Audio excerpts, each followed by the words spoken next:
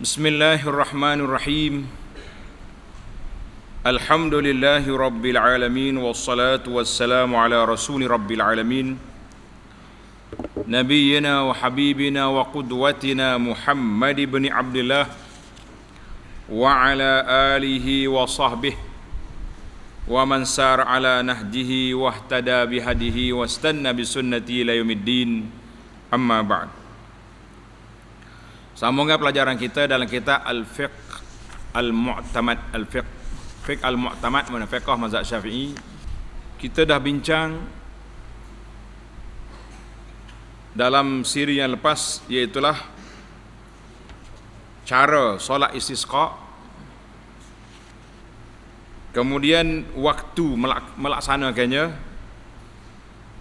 La takhtassu bi waqtin, tidak terhad dengan mana-mana waktu. Kita telah masuk perbincangan dalam khutbatul istisqa, khutbah istisqa. Bagaimana cara dia? Dalam siri yang lepas kita telah sebut, selepas sembahyang sunat istisqa, sunat bagi imam atau naiknya berkhutbah seperti khutbah hari raya, khutbah hari raya.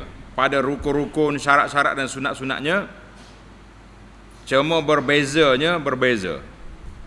Hari raya kita takbir, kan? Maka khutbah istisqa kita mula dengan istighfar, astaghfirullah, astaghfirullah, astaghfirullah gitu. Ataupun astaghfirullahal azim allazi la ilaha illa huwal hayyul qayyum wa atubu ilaih. Kemudian panjanglah kita dah bincang tentang istighfar. Sambungan kita pada kali ini setelah khutbah. Tengok dalam kitab terjemahan 552.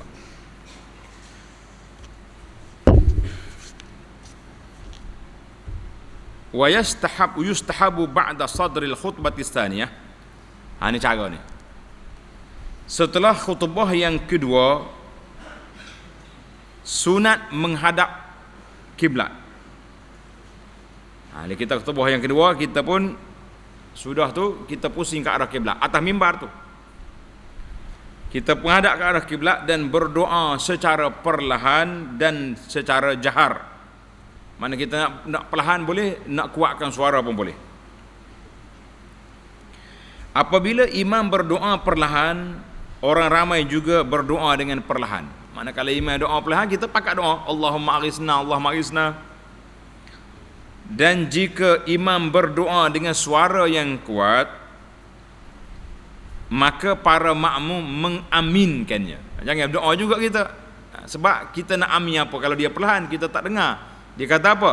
Bila dia dah suara dia jelas, maka kita aminkan. Dan mereka semuanya mengangkat tangan dalam berdoa. Ini di antara tanda pelajar.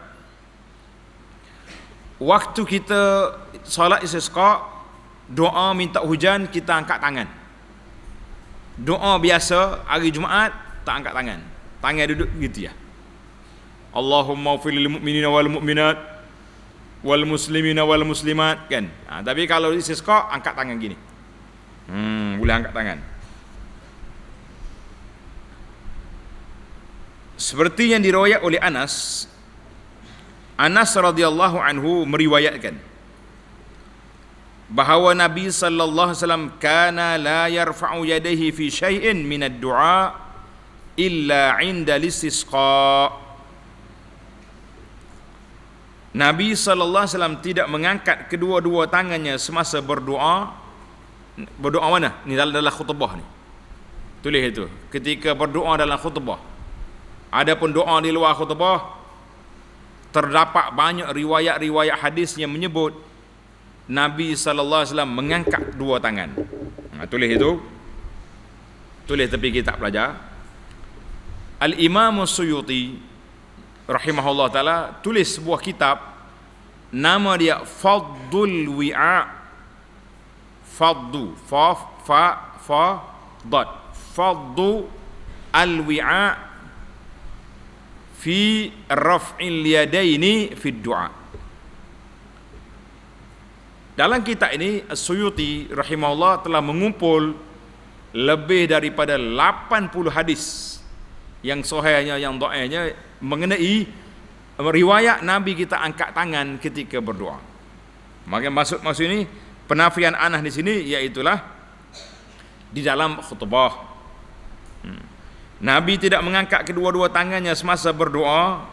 Kita tulis dalam tepi itu semasa dia khutbah, kecuali ketika khutbah istisqa, ketika minta hujan. Maka baginda mengangkat kedua-dua tangannya. Fa innahu kana yarfa'u yadayhi hatta yura bayadu ibtaihi. Nabi kita mengangkat kedua-dua tangannya sehingga ternampak keputihan ketiak baginda. Allah. Hadis ini riwayat oleh Imam Muslim. Macam mana boleh nampak ketiak dia? Dia mana tinggi dia angkat tangan sampai nampak putih bawah ni. Sebab dia tak pakai baju, dia pakai ridak ni kain selimut gini. Kita kalau kain selimut gini kita angkat nampak bawah. Jadi orang duduk bawah tu nampak putih. Ya, mana tingginya angkat tangan tu. Bagi setiap orang yang meminta dijauhkan bala, tanda ni. Ini perbahasa sikit kita akan bincangkan. Was-sunnatu likulli man da'a lidaf'i bala'in an yaj'ala dhahra kaffaihi ila as-sama'. Dia. Bagi setiap orang yang meminta dijauhkan bala, sunat menjadikan punggung, apa dia punggung ni? Belakang, tulis belakang. Belakang tapak tangannya ke langit. Gini. Kan kita kadang-kadang kita tengok Pak Imam ni kalau dia solat hajat, dia gini, Allahumma dafi'al bala, irfa'annal bala, mana tolak gini.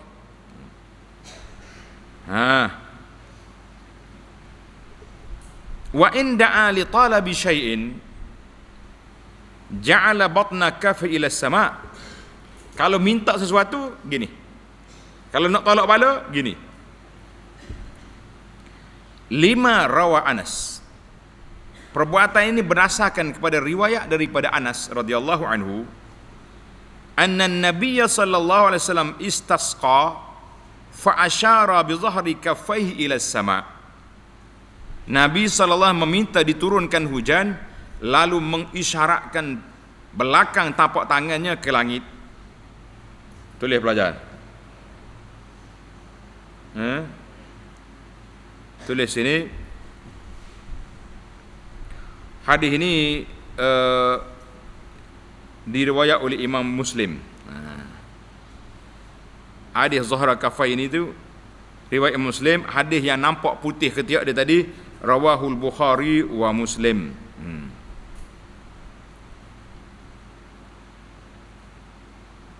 Baik. Tengok nota di bawah, nota nombor 3 tu. Al-Imamul Bukhari meriwayatkan hadis tadi. Hadis Nabi kita angkat apa ni tangan dia sampai nampak ketiak tu. Kan?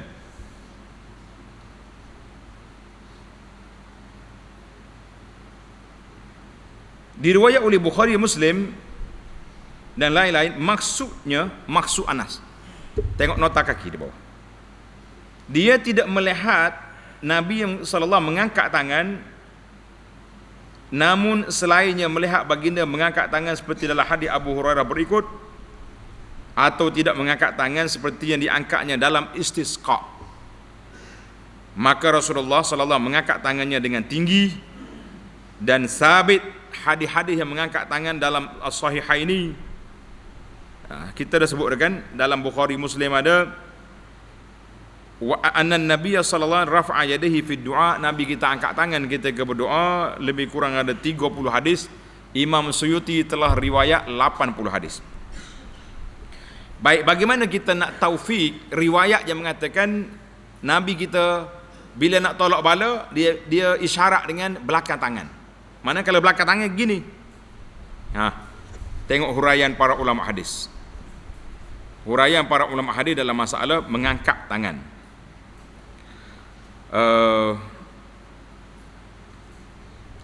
Kata Imam Nawawi rahimahullah ta'ala, Imam Nawawi kata apa?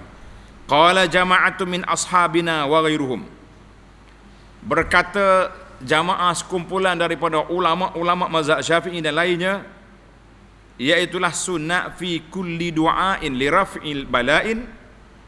Sunat kalau kita nak minta doa tolak bala, seperti kemarau atau kalau tempat kita ni banjir contohnya, an yarfa'a yadayhi wa yaj'al zahra kafi ila sama. Maknanya secara zahirnya kita angkat gini lah, belakang tangan gini. Itu kata dia. Intaha syarah Nawawi dalam Muslim. Hadisnya, dalilnya hadis Anas tadi. Nabi SAW istasqa fa asyara bi dhahri kafai ila sama. Kata di para ulama penjelasan kepada masalah ini, dia kata doa semuanya kena gini belaka, gini. Tetapi apa yang disebut oleh Anas radhiyallahu anhu, Nabi kita isyarat dengan dua tapak tangannya ke langit, belakang tangannya ke langit, mahmulun ala syiddatir raf'i, menunjukkan tinggi Nabi kita angkat. Nih, kalau kita duduk gini, mana belakang tangan? Sini. Tapi kalau kita angkat sampai gini, ya Rabb Allahumma aghithna, Allahumma aghithna, jadi nampak belakang tangan itu sampai terangkat ke atas. Nah, itu maksud dia minta tolak bala dengan cara belakang tangan ke atas. Artinya kena angkat tinggi, bukan kata tolak gini. Itu penjelasanlah. Mahmul ala syiddat ar-raf, maknanya angkat kuat sangat. Ka'anna zuhur kaffaihi, seolah-olahnya belakang tangan kita ni ke langit. Dah kita angkat gini, Allahumma aghithna, tangan tu nampak membelak ke langit. Ini huraian para ulama hadis dalam masalah ini. Maka dengan huraian ini terkumpullah hadis yang mengatakan Nabi kita minta doa dengan tapak tangan, sebagaimana hadis Malik bin Yasar, iza sa'altumullah fas'aluhu bi butuni akufikum. Bila kamu mintalah, doalah dengan tapak, dengan perut tangan ni, jangan tolak belakang gitu. Wala tas'aluhu bi zuhuriha. Tengok, ada hadis riwayat Ahmad, riwayat Abu Daud, mana mu jangan minta dengan belakang. Kalau nak minta orang tak pergi, bagi saya sikit derma gitu, tak, mesti kita gini. Ini hadis adalah hadis Malik bin Yasar Abu Daud. Hadis Anas kata dengan belakang. Maka ulama hadis kata, apa dia kata, iaitu bila kita terlalu berhajat, kita kena angkat tinggi tangan kita sampai mereka, kalau tidak tak nampak putih tiak Nabi tu. Nak boleh nampak putih, kalau angkat gini tak nampak gitu. Ya Rabb Allahumma aghithna, sampai situ. Baru itu dia panggil perbahasa sunnahnya. Masya Allah, tabarakallah. Maka itulah perbahasan para ulama. Jadi, tapi dalam kitab fiqh kita ni jelas gini, tolaklah ke bawah. Maka kesimpulannya, kata di para ulama, maknanya kalau orang yang beramal dengan hadis yang disebut oleh Anas dengan belakang tangan tadi, contohnya Allahumma dafi'al bala rafi'an niqam, contohnya kan macam setengah orang maya ajak tolak itu. Kata di para ulama sini, la inkar, tak payah kita ingkar kalau ada orang nak setuju dengan pandangan itu atau melakukannya. Wa qad dalla alaihi zahirul hadis, jadi zahir hadis Anas itu ada. Jadi alhamdulillah, ini pencerahan ini mudah-mudahannya selesai masalah. Nah, tapi kalau kita sendiri, kita akak tinggi ginilah. Ada setengah orang tolak-tolak gini, setengah orang ni kita tengok dia maya ajak kan, maya sunat. Kalau nampak tangan tolak tu, maya ajak tu. Ada setengah pak imam ni suka semaya hajak. Kan biasalah budaya pak kita ni. Kalau tangan duk gitu tu maya ajak.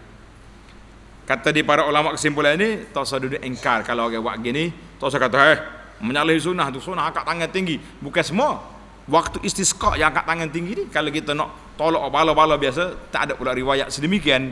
Jadi kita kata wallahu a'lam. Jelaslah penjelasan kita dalam masalah balik tangan tadi. Baik, kita pergi kepada doa. Kalau tidak tak habis pula kita.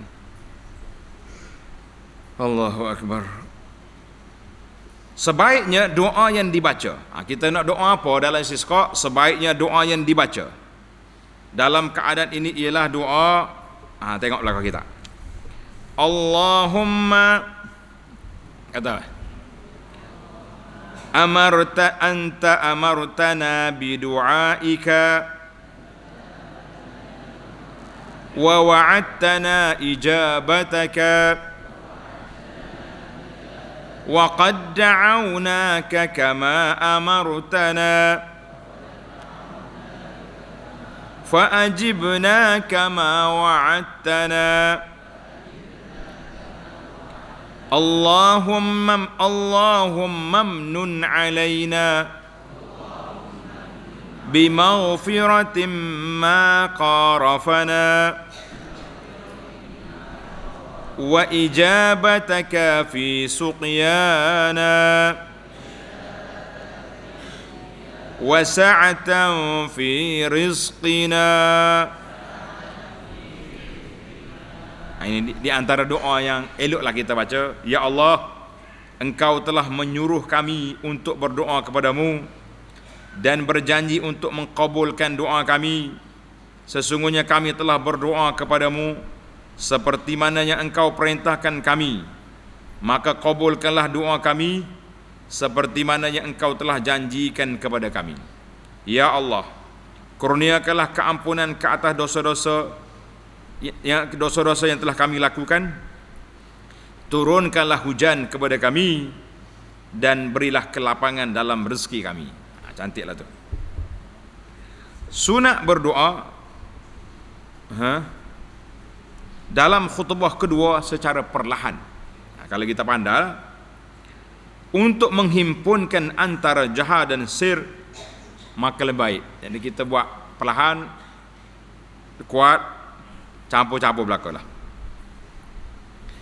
Ketika khatib menghadap kiblat, ingat dah, dalam khutbah yang kedua bila kita nak doa, khatib kena pusing daripada hadap ke makmum, hadap ke arah kiblat. Ketika khatib menghadap ke arah kiblat, sunat membalikkan pakaiannya. Kita pakai baju, kita tukar sebagai berprasangka baik.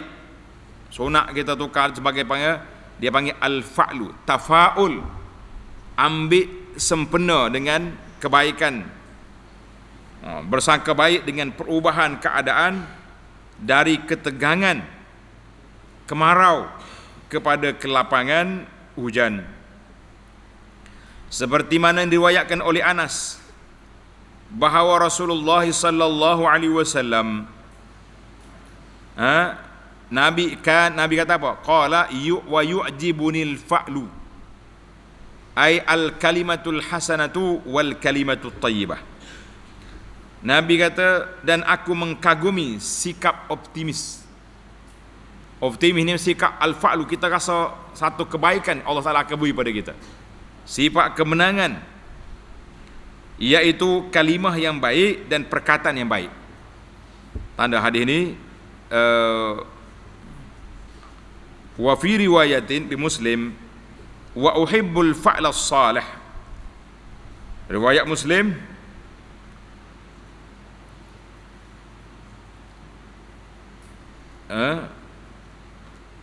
aku suka sangkaan baik, yang baik. Anak Nabi kita suka lah gitu. Dia panggil al-fa'lu, tanda belajar. Hadis rawahul Bukhari wa Muslim.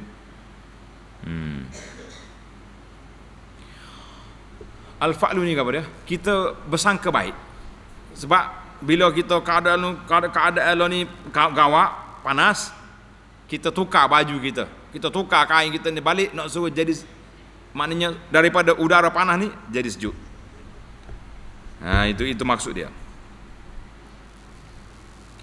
Dalam memakai pakaian secara terbalik, bagaimana cara dia? Tengok ni.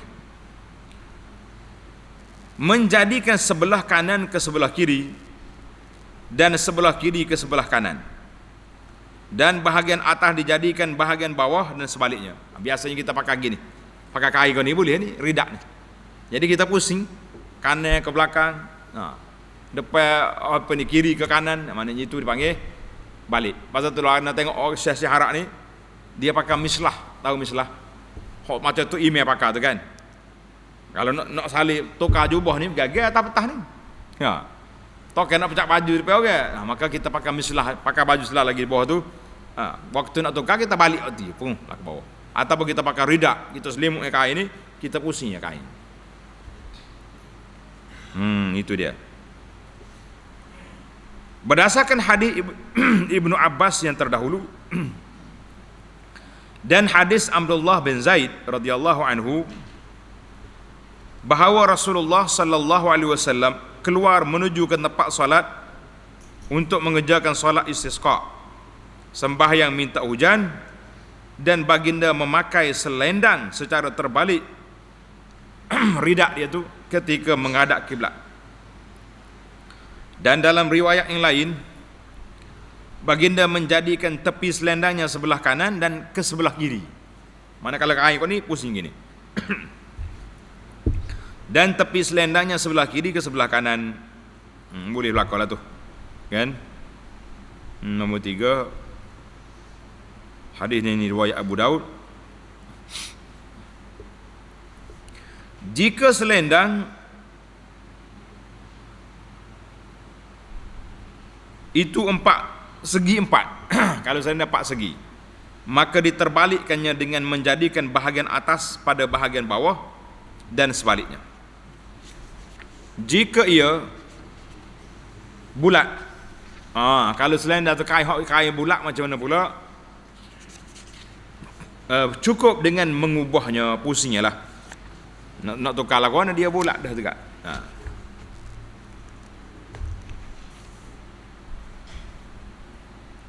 Seperti mana yang diriwayat oleh Abdullah bin Zaid, bahawa Rasulullah sallallahu alaihi wasallam hendak mengerjakan sembahyang istisqa dan baginda memakai pakaian berwarna hitam, khamisah. Lalu baginda hendak mengambil bahagian bawahnya untuk diletakkan pada bahagian atas. Tak kala susah atas baginda hanya membalikkannya atas baunya. Dia nak tukar tapi payah nak buat, dia apa? Pakai balik. Hadis ini sanadnya sahih atau hasan, diriwayat oleh Abu Daud. Maka perhatiannya dengan yang demikian menunjukkan bahawa ia mustahab. Maknanya Nabi kita nak tukar pakaian dia tu balik, menunjukkan itu sunat. Kita kena buat lah. Kalau dah sunat kan kena buat, kan?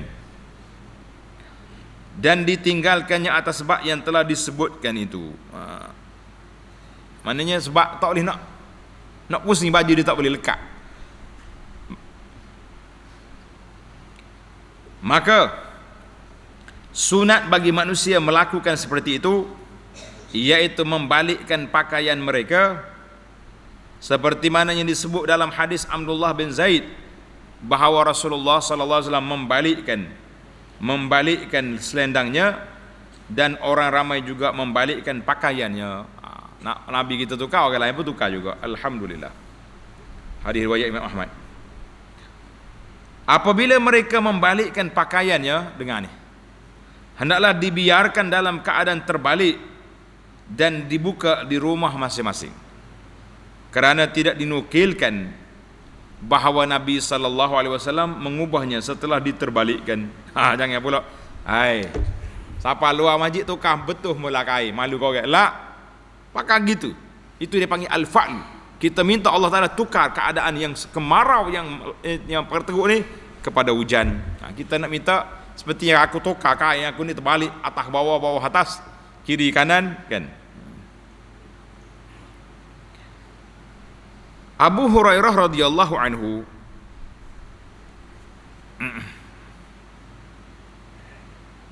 meriwayatkan dalam terdahulunya, dalam hadis yang terdahulu, dia kata apa?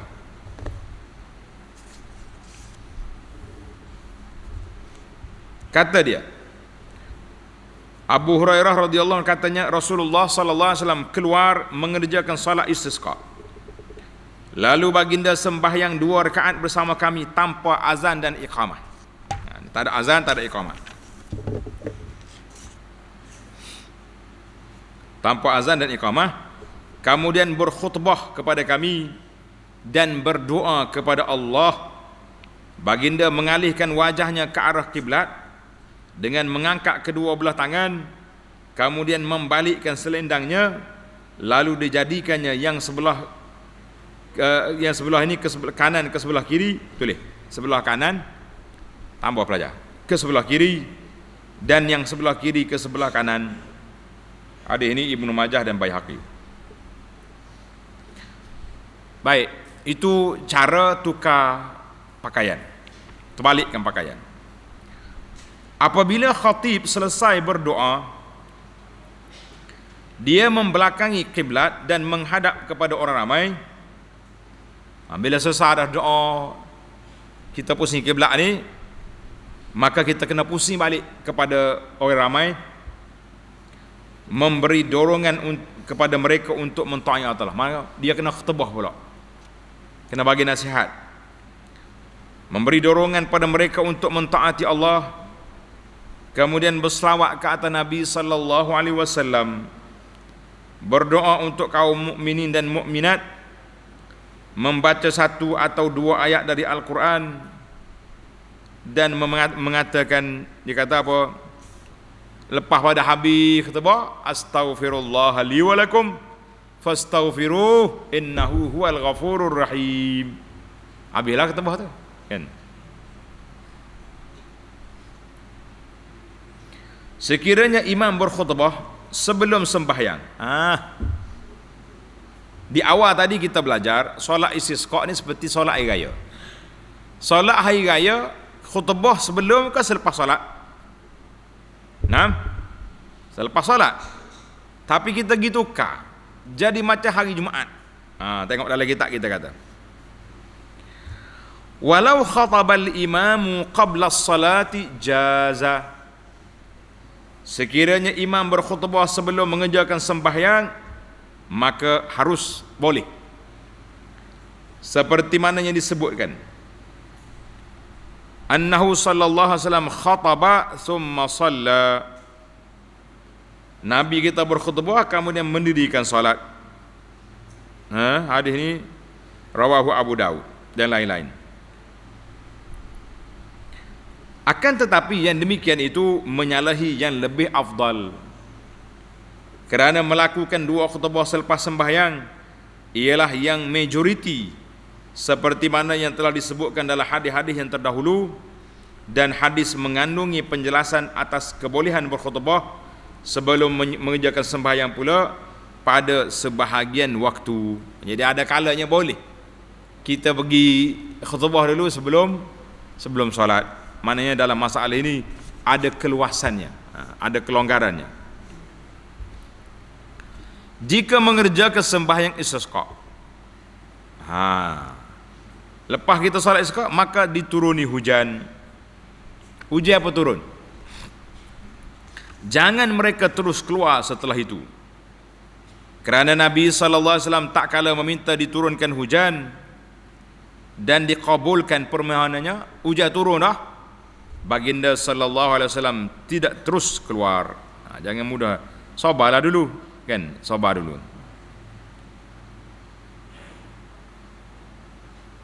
Dia kata apa?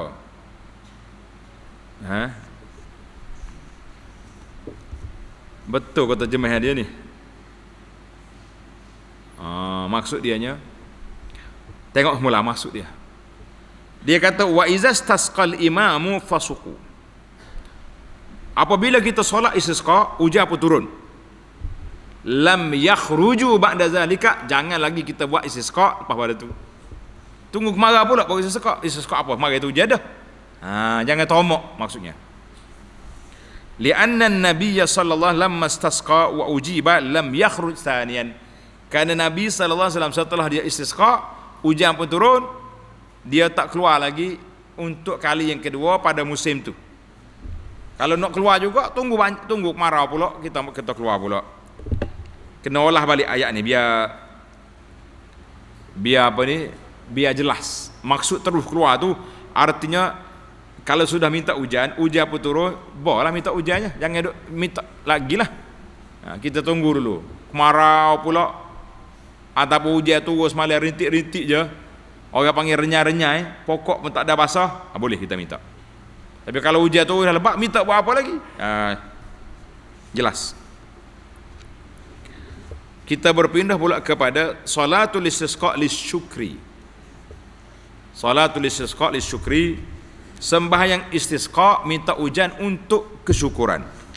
Macam mana pula tu? Apabila imam sudah bersedia untuk keluar ke tempat solat istisqa, kita duk buat persiapan siap, lalu turun hujan sebelum itu. Belum pergi semaya lagi, hujan turun dah. Nak solat ke tidak? Sama ada hujan turun sedikit atau banyak, maka sunat meneruskan perhimpunan dan keluar sebagai tanda bersyukur. Hatta yashkurullah, sehingga mereka dapat menyatakan kesyukuran kepada Allah Azza wa Jalla kerana telah diturunkan hujan, dan mereka meminta tambahan untuk keperluan mereka dan bagi seluruh makhluk. Kita pergi minta lagi lah, orang lain lagi, tempat lain yang tak hujan kita minta. Itu maksudnya. Firman Allah Ta'ala, la in syakartum la azidannakum, jika kamu bersyukur, nascaya aku akan tambah nikmat aku kepada kamu. Itu janji Allah. Kalau mu syukur, nikmat tambah. Surah Ibrahim ayat 7. Surah Ibrahim ayat yang ke-7. Kemudian mereka mengerjakan salat istisqa menurut pendapat yang sahih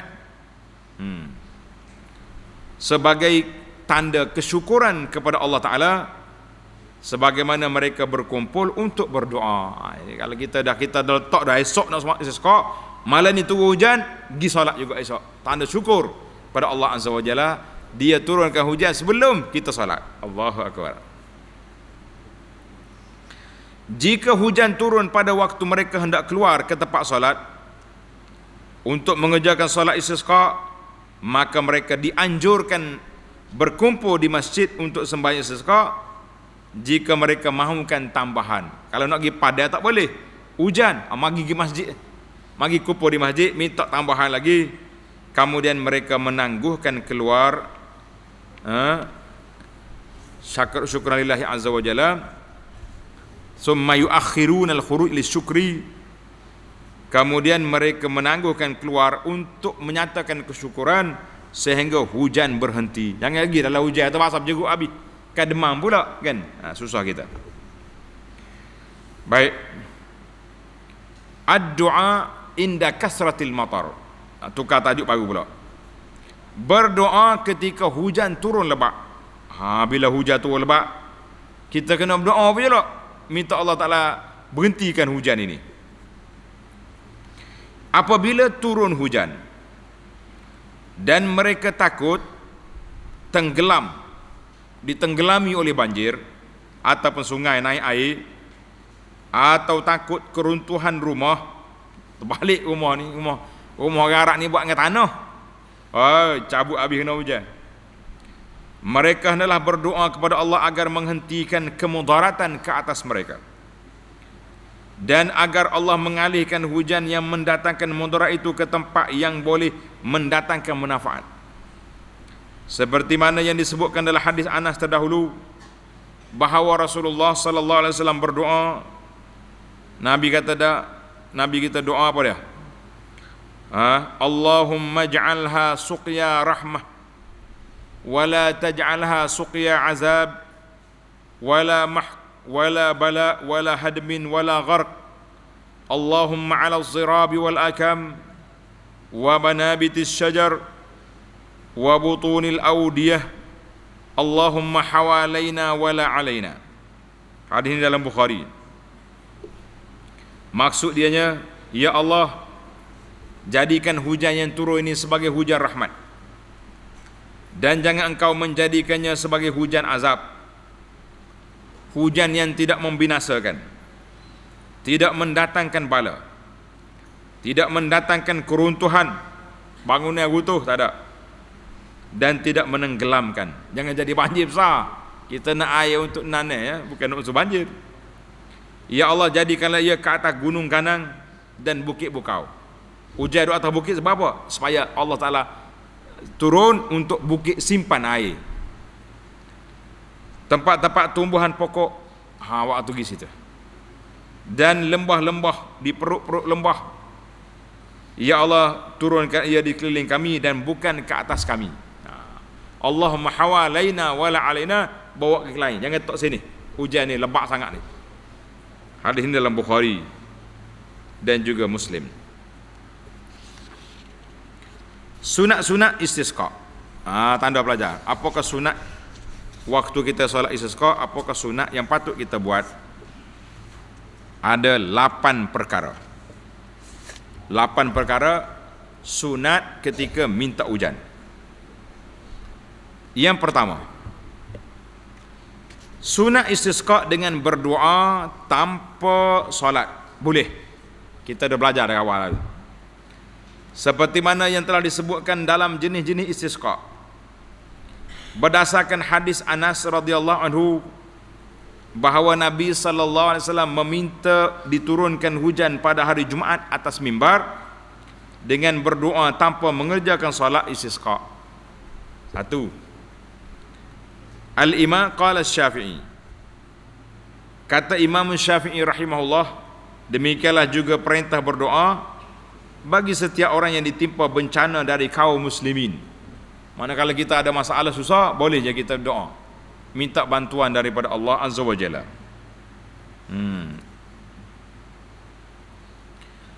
Yang kedua, sunat yang kedua, tanda pelajar. Sunat bagi penduduk negeri yang subur, mendoakan penduduk negeri yang ditimpa kemarau, dan tidak disyariatkan solat bagi yang demikian. Jelas tu kan? Kita ni bila ke solat sunat istisqa boleh buat? Apabila berlakunya kemarau di tempat kita. Baik. Tiba-tiba kita dengar negara jiran kita, negara mana tak kira lah, Afrika ke, Indonesia ke, apa benda, Filipina, kemarau. Maka bolehlah kita doa, ya Allah, turunlah hujan di negara tempat sahabat kami di Rohingya, di Cambodia, di mana, boleh. Dengan doa, la tusra'us salah lizalik, tapi tidak disyariatkan kita solat istisqa. Mari keluar lama-lama solat minta hujan untuk Filipina. La, doa aja boleh. Itu dia panggil satu kaedah. Kena ingatlah. Sebab apa ni? Sunat yang ketiga, sunat semasa turun hujan kita baca doa ni. Ingatlah kawan. Siapa dia ingat bagus. Sunat semasa turun hujan kita baca Allahumma, kata, sayyiban nafi'an, Allahumma sayyiban nafi'an, Allahumma sayyiban nafi'a. Ya Allah, jadikanlah ia sebagai hujan yang mendatangkan manfaat. Hadis dalam Bukhari. Alhamdulillah dalam kitab Perisai Muslim kita sudah ada bacaan-bacaan ini. Dalam kitab Perisai Muslim sudah ada apa? Bacaan yang kita baca ni ada di sana. Seperti mana riwayatkan oleh Sayyidah Aisyah radhiyallahu anha bahawa Nabi sallallahu alaihi wasallam berdoa dengan doa yang tersebut. Nabi kita doa.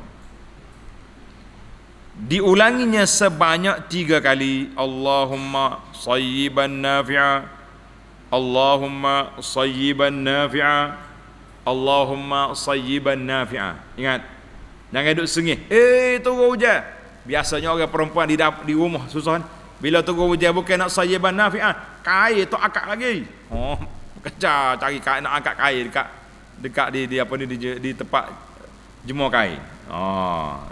Sambil-sambil tu boleh lah.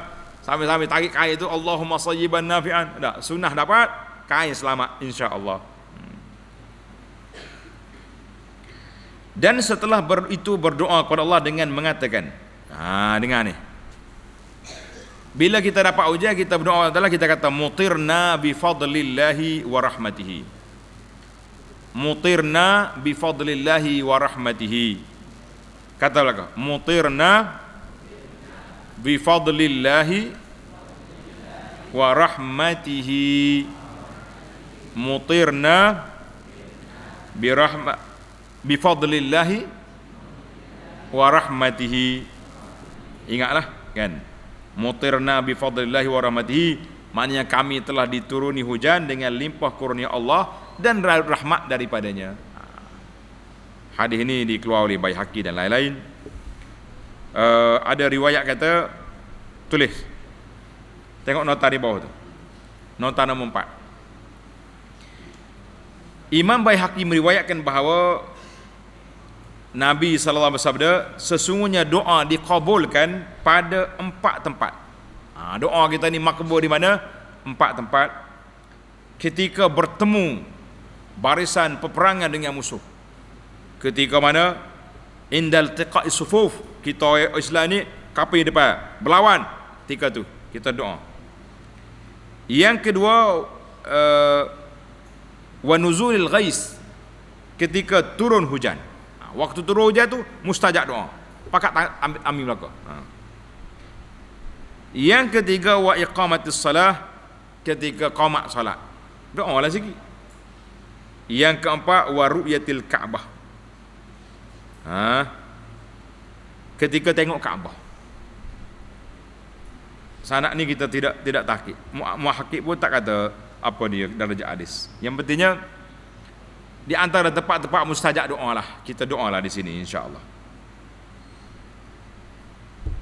Baik, kita berpindah kepada sunat yang keempat. Sunat yang keempat, tanda ni pelajar. Ketika turun hujan pertama.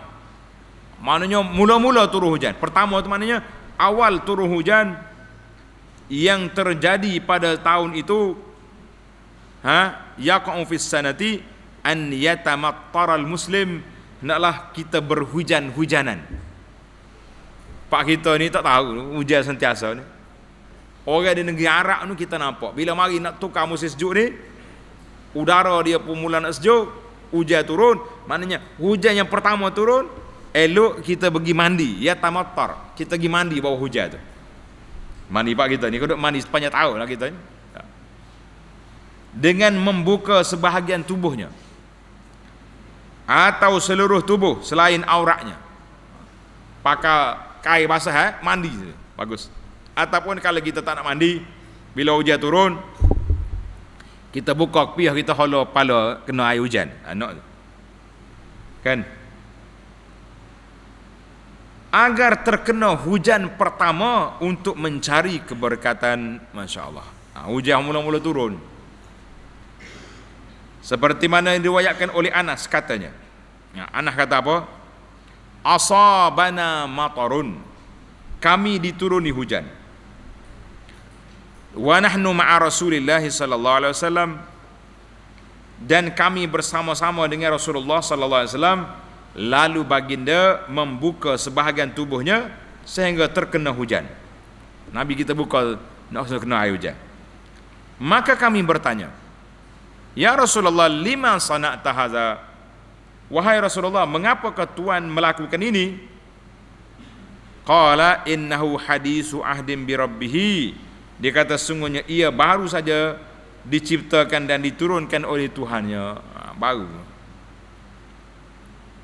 Hadis ini rawahu Muslim. Rawahu Muslim. Sunat. Mula-mula turun hujan, kita pergi kena tubuh kita sikit.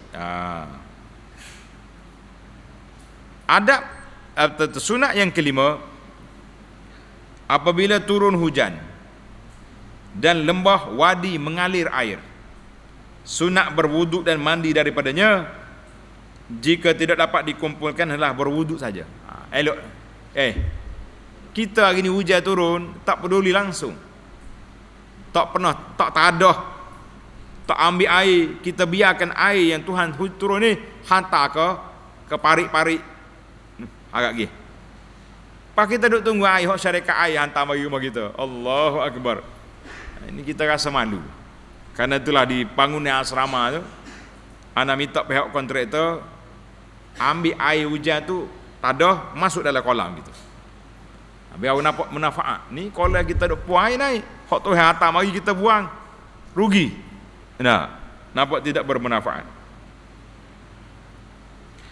Yang kelima, sunat bagi sesiapa yang mendengar petir.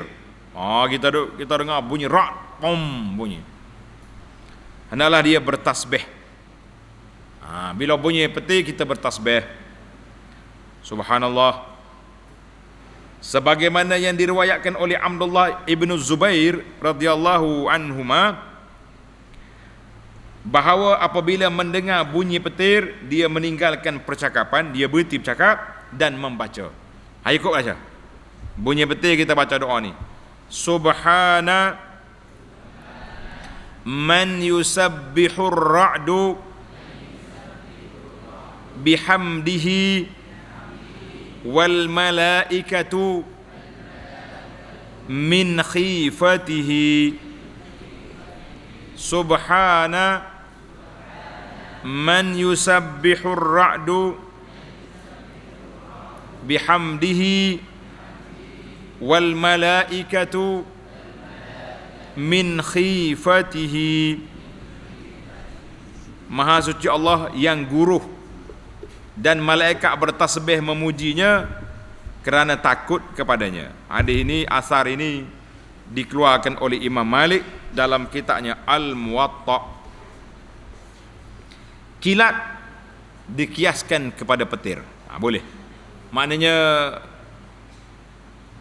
kalau kilat pom nyalolah, kita kata subhana, boleh subhanallah, boleh juga. Kita kias kepada petir dan membaca semasa kilat. Baca doa ni kata, Subhana man yurikumul barqa khaufan wa tama'a. Maha suci Allah yang memperlihatkan kilat kepada kami untuk menakutkan dari panahan petir dan memberi harapan dengan turunnya hujan.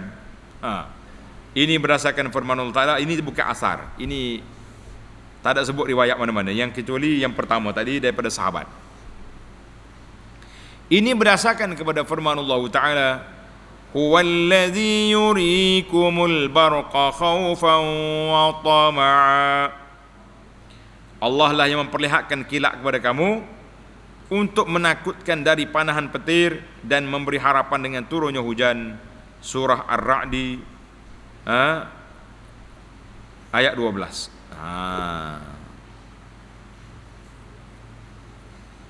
Jangan tengok. Ini dia panggil taujihat.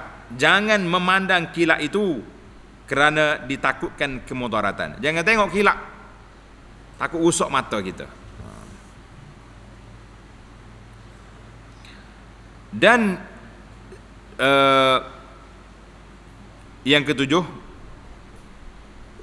sunat yang ketujuh, sunat berdoa ketika melihat angin bertiup kencang dan makruh mencacinya. Jangan kata celaka angin lah. Kita kata kita doa. Seperti mana riwayatkan oleh Abu Hurairah bahawa Rasulullah sallallahu alaihi wasallam bersabda, ar-rihu min rauhillah ta'ti bir rahmati wa ta'ti bil azab. Fa iza ra'aitumuha fala tasubbuha was'alullaha khairaha wasta'izu billahi min syarriha. Apa maksud dia?